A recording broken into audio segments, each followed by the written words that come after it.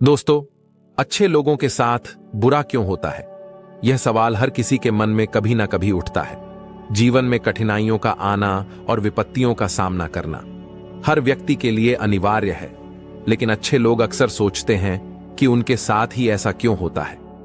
बुद्ध कहते हैं कि यह हमारे कर्मों का चक्र है जो समय के साथ अपना फल अवश्य देता है। बुरे हालात हमें कमजोर नहीं बल्कि और अधिक मजबूत बनाते हैं। दोस्तों, स्वार्थी यानी कि स्वयं का अर्थ, जो इंसान स्वयं का अर्थ जानना चाहता है, जो खुद को समझना चाहता है, क्या वो इंसान आपकी नजर में गलत है? हम जब भी किसी को स्वार्थी कहते हैं तो उसका मतलब तो यही होता है कि वो आदमी स्वयं का अर्थ समझना चाहता है। तो फिर वो गलत कैसे हुआ? स्वार्थी शब्द दुनिया की नजर में, समाज की नजर में एक अलग ही नजरिया से समझा जाता है। अक्सर हम अपने आसपास से बहुत से लोगों को देखते हैं जो स्वभाव से बहुत अच्छे प्रतीत होते हैं, यानी कि सब लोगों की मदद करते हैं, सबसे अच्छा व्यवहार रखते हैं। लेकिन इसके साथ हमने यह भी देखा होगा कि ऐसे लोग जो स्वभाव के अच्छे होते हैं, दूसरों की मदद करते हैं, वह दुखी भी ज्यादा रहते हैं, और जो लोग स्वार्थी होते हैं वह फलते फूलते चले जाते हैं। तो ऐसे में परमात्मा की सत्ता पर उंगली उठाना निश्चित है। लेकिन अगर यह सत्य है तो हमें कौन सा मार्ग अपनाना चाहिए? क्या हम भी दूसरों के जैसे बन जाएं? पता नहीं आप में से कितने लोग यह मानते हैं कि अच्छे लोग जीवन में बहुत दुखी रहते हैं, लेकिन इसके पीछे का सत्य क्या है? अगर हम इसके पीछे का सत्य नहीं जानेंगे, नहीं पहचानेंगे, तो कहीं ना कहीं हमारा अवचेतन मन भी बुराई की तरफ झुक जाएगा। इसीलिए अपने मन में ऐसे विचार पनपने से पहले इस बात की पूरी सच्चाई, पूरा निष्कर्ष निकाल लें, ताकि भविष्य में आपको अपने अच्छे होने पे पश्चाताप ना हो, दुख ना हो। आज की जो बोध कहानी मैं आपको सुनने वाला हूं, उसमें आपको 5 ऐसे तरीके पता चलेंगे जिसके माध्यम से अगर आप कर्म करते हैं तो आप अच्छे कर्म भी कर पाएंगे और दुखी भी नहीं होंगे। इससे पहले कि आप इस कहानी में खो जाएं, इस चैनल को सब्सक्राइब जरूर कर लें। तो चलिए कहानी शुरू करते हैं। एक गांव में मोहन नाम का एक युवक रहता था। वह अपने परिवार के साथ रहता था। उसके 2 बच्चे थे, उसकी पत्नी थी, लेकिन उसके माता पिता इस दुनिया से चल बसे थे। इसीलिए पूरे परिवार की जिम्मेदारी उसी के कंधों पर थी। बच्चे अपनी पढ़ाई करते थे और उसकी पत्नी अपने घर गृहस्थी के कामों के साथ गाय, भैंस, बकरी इत्यादि का दूध बेचकर अपना घर चलाती, और मोहन पहाड़ में पत्थर तोड़ने का काम करता था। बहुत ही मेहनत भरा काम था। पूरे दिन काम करता तो रात को थककर घर पर वापस लौटता। लेकिन इतनी मेहनत करने के बाद भी अगर मोहन को गांव का कोई भी आदमी मदद के लिए बुलाता तो मोहन कभी भी मना नहीं करता था। उसके जीवन का एक ही सिद्धांत था कि अगर मैं दूसरों की मदद करूंगा तो परमात्मा मेरा साथ देंगे, परमात्मा मेरे साथ कुछ बुरा नहीं होने देंगे। मोहन अपने इस सिद्धांत का पालन बहुत ही कड़ाई के साथ करता था। वही सिद्धांत पर इतना विश्वास करता था कि अगर कोई बाहर का आदमी उससे मदद मांग ले तो वह अपने घर का काम भी अधूरा छोड़कर उस आदमी की मदद करने के लिए पहुंच जाता था, जिस वजह से उसकी पत्नी बहुत परेशान रहती थी। वो अक्सर मोहन को समझाने की कोशिश करती थी कि सबसे पहले अपना काम करो, अपने परिवार को देखो, 2 बच्चे हैं हमारे, और फिर भी आप दूसरों के काम करने में लगे रहते हो। अरे अपने घर को तो संभाल लो, अपना घर संभल नहीं रहा, दूसरों की मदद करने चले हैं। और जब ऐसी बातें मोहन के कानों में पड़ती तो उसके हृदय में कांटा सा चुभने लगता था और उन दोनों में लड़ाई झगड़ा शुरू हो जाता था। अक्सर उनके लड़ाई झगड़ा का यही सबसे बड़ा कारण होता था। लेकिन ना तो मोहन अपने आप को बदल पाया और ना ही उसकी पत्नी ने उसको समझाना कभी बंद किया। इसी वजह से आए दिन उनके घर में क्लेश होता रहता था। जहां तक उसे गांव वालों की बात थी तो वह मोहन के स्वभाव को जानते थे, और वह जानबूझकर जो काम आसान भी होता था, जो उनके सामर्थ्य में भी होता था, उस काम के लिए वह मोहन को बुलाते थे ताकि उन्हें कम मेहनत करनी पड़े। कहने का अर्थ यह है कि गांव वाले मोहन का इस भोलेपन का फायदा उठाते थे, लाभ उठाते थे, और सब पीछे से उसका मजाक उड़ा देते थे, उसे बेवकूफ कहते थे। ऐसे ही समय बीतता रहा और एक दिन मोहन की पत्नी बहुत ज्यादा बीमार पड़ गई। मोहन से जो कुछ भी सेवा हो सकती थी उसने वो सब अपनी पत्नी के लिए किया। उसने गांव के वैद्य को बुलाकर अपनी पत्नी की जांच करवाई, लेकिन यह रोग उसे वैद्य की पकड़ के बाहर था। इसीलिए उसे वेद ने कहा कि तुम अपनी पत्नी को नगर में जाकर किसी बड़े वेद को दिखाओ तो तुम्हारी पत्नी की जान बच सकती है। जल्दी से जल्द नगर पहुंचने की व्यवस्था करो, नहीं तो तुम्हारी पत्नी के प्राण संकट में हो जाएंगे। यह सुनकर मोहन के पैरों तले जमीन फिसल गई। उसने यह नहीं सोचा था कि उसकी पत्नी के प्राण संकट में है। वह सोच रहा था कि कोई साधारण सा रोग होगा जिसका इलाज हो जाएगा। लेकिन जब उसने वेद जी की यह बात सुनी तो वो घबरा गया। अब पत्नी को नगर तक कैसे लेकर जाए, क्योंकि उसके पास इतना धन नहीं था कि वो अपनी पत्नी के लिए एक घोड़ा गाड़ी करके उसमें अपनी पत्नी को लिटाकर नगर में ले जा सके। उसकी पत्नी की हालत बिल्कुल चलने की भी नहीं थी, इसीलिए उसे नगर पहुंचने के लिए किसी घोड़ा गाड़ी की जरूरत थी। संयोग से उसके पड़ोसी रामू के पास एक घोड़ा गाड़ी थी। वो अक्सर व्यापार के लिए अपनी घोड़ा गाड़ी नगर में लेकर जाया करता था। इसीलिए मोहन के मन में विचार आया कि मैं रामू की घोड़ा गाड़ी ले सकता हूं। मैं रामू की इतनी मदद करता हूं, कभी उसके काम को नहीं टालता तो वो तो मेरे काम को कभी मना ही नहीं कर सकता। और यही सोचकर वह घोड़ा गाड़ी लेने के लिए रामू के पास पहुंच जाता है। लेकिन रामू बहुत ही चालाक इंसान था। वह बिना किराए के अपनी घोड़ा गाड़ी अपने सेज संबंधियों के लिए भी नहीं ले जाता था, तो मोहन की तो दूर की बात रही। जब मोहन ने उससे घोड़ा गाड़ी के बारे में पूछा तो उसने ये कहकर उसका यह काम टाल दिया कि मेरे घोड़े बहुत ज्यादा बीमार हैं, वो शायद बच भी मुश्किल से पाएंगे। 5 दिनों से वो कुछ नहीं खा रहे, तो ऐसे में बेचारा घोड़ा गाड़ी लेकर कहां नगर तक पहुंच पाएगा।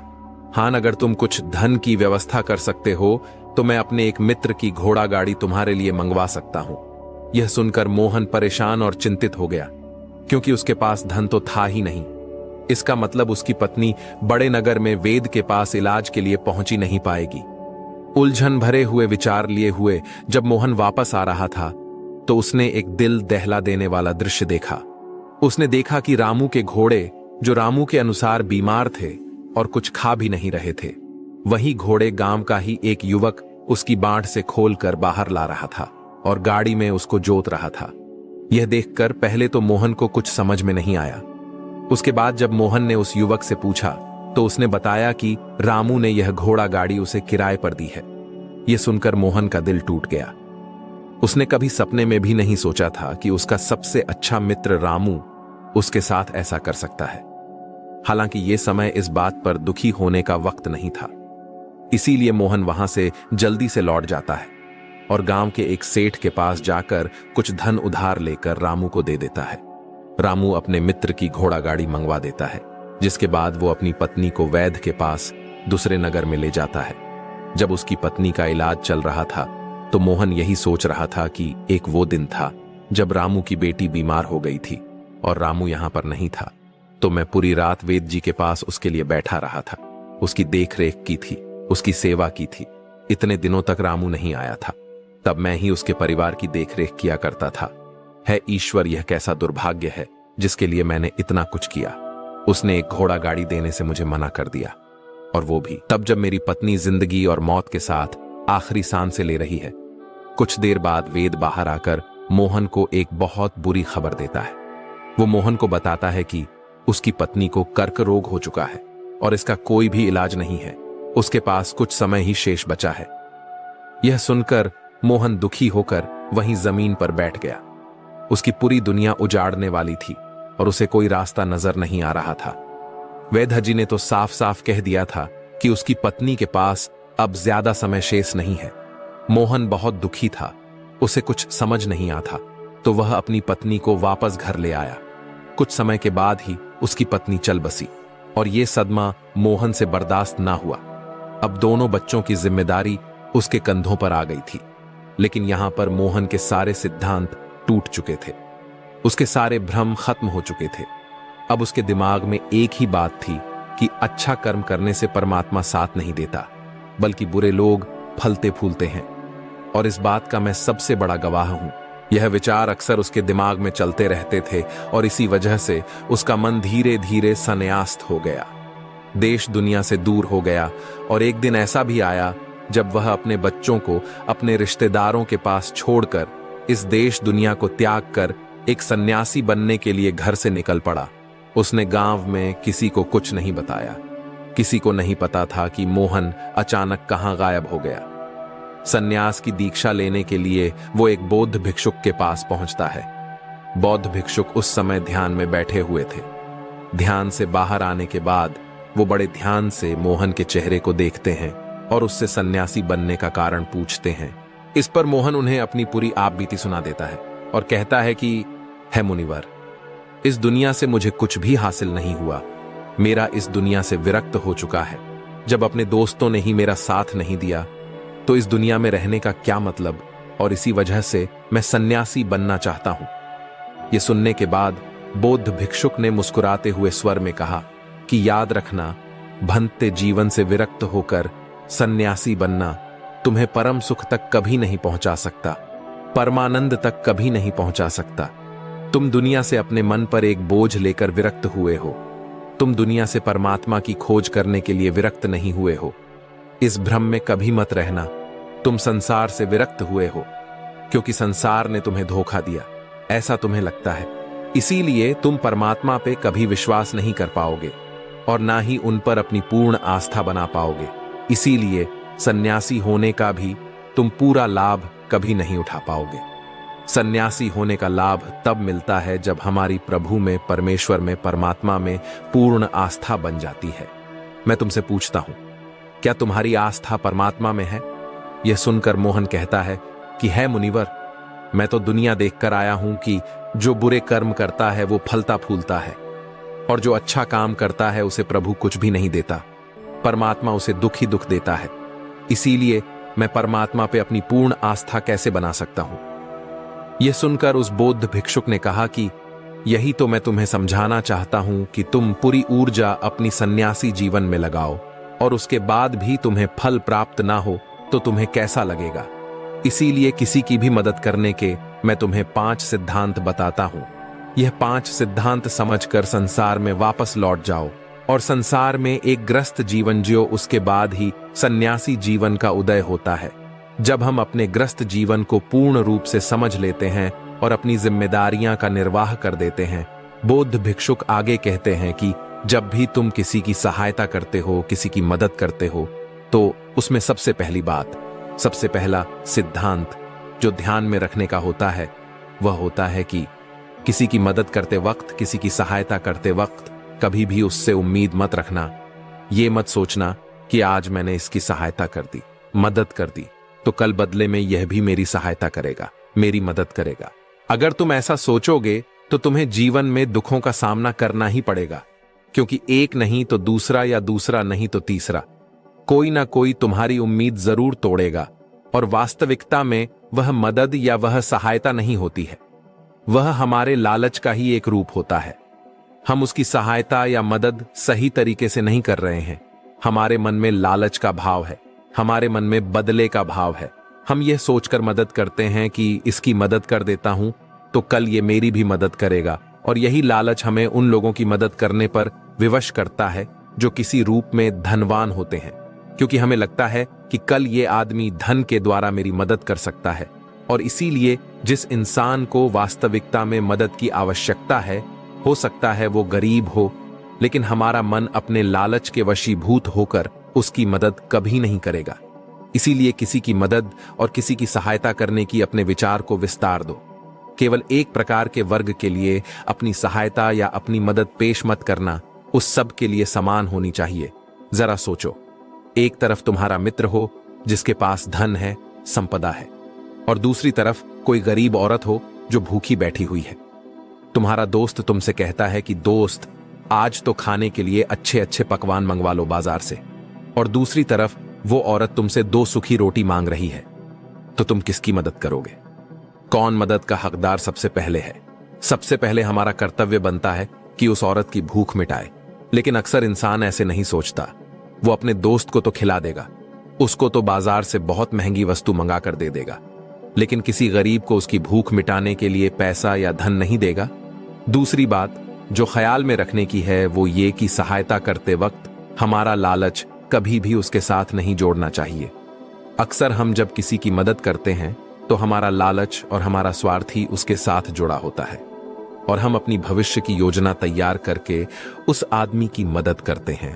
हम यह सोचते हैं कि अगर मैं इसका यह काम करूंगा तो भविष्य में ये आदमी मेरा वो काम पूरा कर देगा, और वो सहायता, वो मदद बिल्कुल भी परमात्मा के द्वार को नहीं खटखटाती, क्योंकि वो लालच है। जाहिर है आप अपने आप को धोखा देने के लिए अपने लालच को एक सहायता, एक मददगार रूप दे रहे हैं। तीसरी बात जो ख्याल रखने की है वो ये कि अपने सामर्थ्य के हिसाब से दूसरे की मदद करो। कभी भी एक आदमी को किसी की इतनी सहायता नहीं करनी चाहिए जिससे कि उसका परिवार और उसके बच्चे कष्ट में जीवन बिताए। सबसे पहला फर्ज हमारा होता है अपने परिवार को सुखी रखना, उनकी जरूरतें पूरी करना, और उसके बाद दूसरों की मदद करना आता है।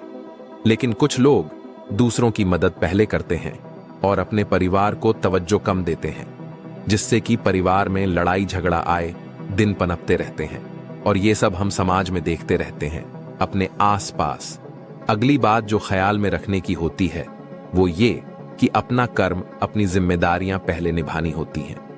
हम अपना कर्म, अपना काम छोड़कर पहले दूसरों की मदद करने के लिए चले जाते हैं, और जब दूसरा बदले में हमारी मदद नहीं करता तो हमारा दिल दुखी हो जाता है।